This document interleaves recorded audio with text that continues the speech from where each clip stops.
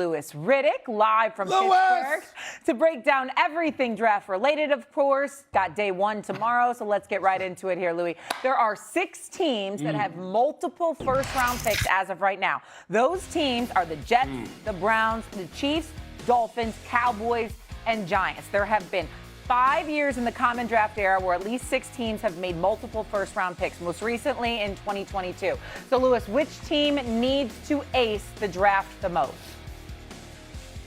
Look, I don't think there's any question it's the Kansas City Chiefs. They're the only team in that list, quite honestly, that people have high expectations for, that people have this standard of performance that they hold this organization to. And coming off a season where you finished 6-11, you're 1-7 on the road, you have a losing record at home, your quarterback gets hurt, you're one of the worst teams in the NFL in terms of creating explosive plays down the field. Defensively, you're one of the worst teams in the NFL getting off the field on third down. I mean, there's just a litany of things that Brett Veach, the general manager, needed to address, knew he was going to need to address. And now he has the ammo with 9 picks, 2 in the first round, Shay, as you mentioned, to go ahead and address those. And they're at some pretty critical positions, too. But they've got to find Patrick, a wide receiver, that when he throws this ball 20-plus air yards can go and get that thing, can go and get him first downs. The kind of guy who can create the kind of explosives that they had when Tyreek was there.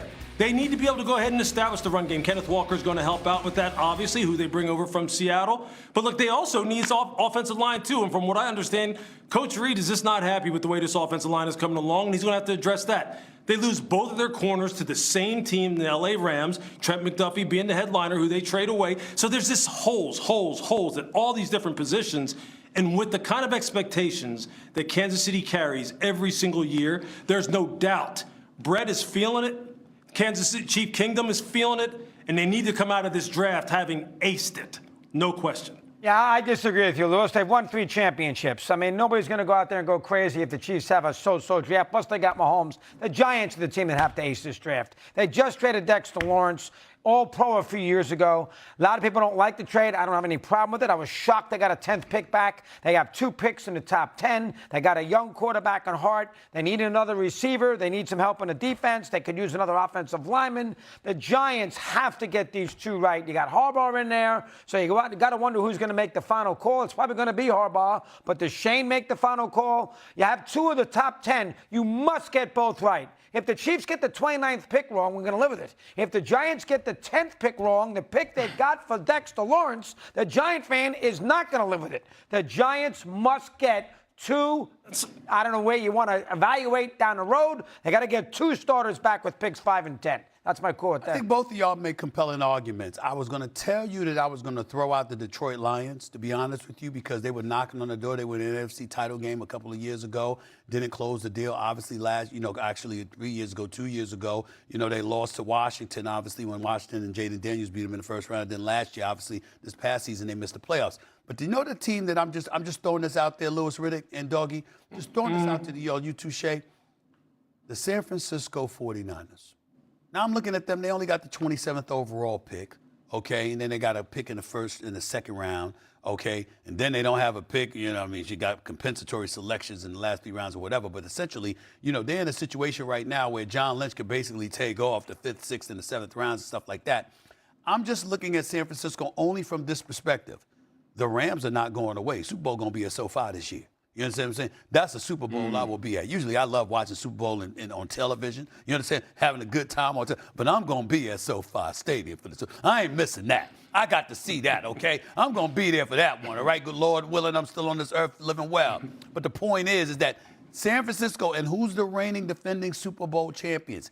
It's the Seattle Seahawks. San Francisco with the great Kyle Shanahan, with John Lynch, who is no slouch as an executive, with Brock Purdy, who you've invested money in, with Christian McCaffrey still on your squad, okay? With these cats that they've got, they're available. Any place else, they're a contender.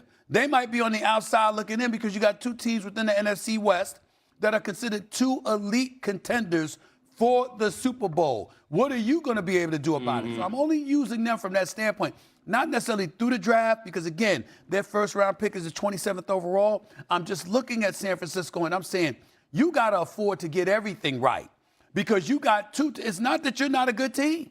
It's that you got 2 teams in your division that are considered Super Bowl championship contenders, both of whom assumed to be better than you.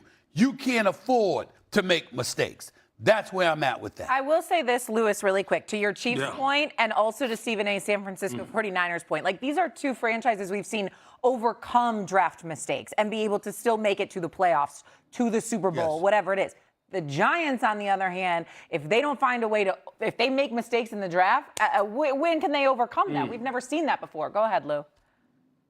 Well, the interesting part about that, Che, is like one of the reasons why Kansas City has had the success that they have had is because, quite honestly, they have been successful in the draft. They have nailed the draft. I mean, they have built their football team. A lot of their key players are guys who were homegrown. Like Patrick Mahomes was homegrown. When Tyreek was there, he was someone, who they drafted. Travis Kelce, someone who was drafted into that organization. That's why I say, look, this is a football team that largely is built that way.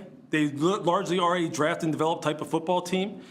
With the way in which they lost the Super Bowl to Philadelphia, and then the way in which coming off of that season where Travis Kelce comes back, they say they're going to run it back. It's going to be a kind of redemption type year, to fall flat and go 6-11 and go 1-7 on the road and have disappointing losses at home, and then see your franchise quarterback, who everyone compares, every quarterback who is spoken of at any level to, get injured and trying to come back from an ACL. And we don't know what Patrick's going to look like come week one. And with a roster that has more holes in it now than I think at any time since Brett took over as general manager, there's no, look, I'm a guy who, I think, pressure comes from expectations. I understand, Doggy, what you're saying about the Giants.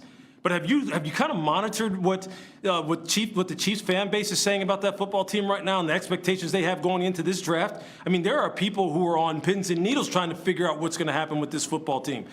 Pins and needles. And look, the Giants have to nail their picks. They have 2 picks inside the top 10. John has to come out smoking. There's no question about it.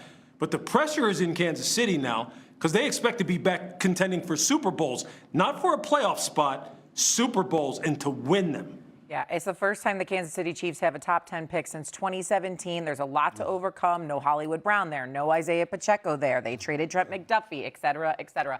Right. Lou, enjoy the draft. Thank you so much. We'll talk to you later. Show me how to do the tie. I see you do the tie, the wide back. You got to show me the version, Mr. Chippendale's. Got to hook Send him a a brother up. Yeah, that's called a double Windsor. You can look it up. Google it. You can I know Google the it. double Windsor is. I'm telling you to show me how to do it, man. That's all the brother's asking. You need the I know what it is. tutorial. I need to show me how to do it. You know I love you, man. Coming up after the break, All love. America's favorite segment, what has Mad Dog the most mad from the week around the sports world? A little pressure on Mad Dog. Will Don's in the house today for this one.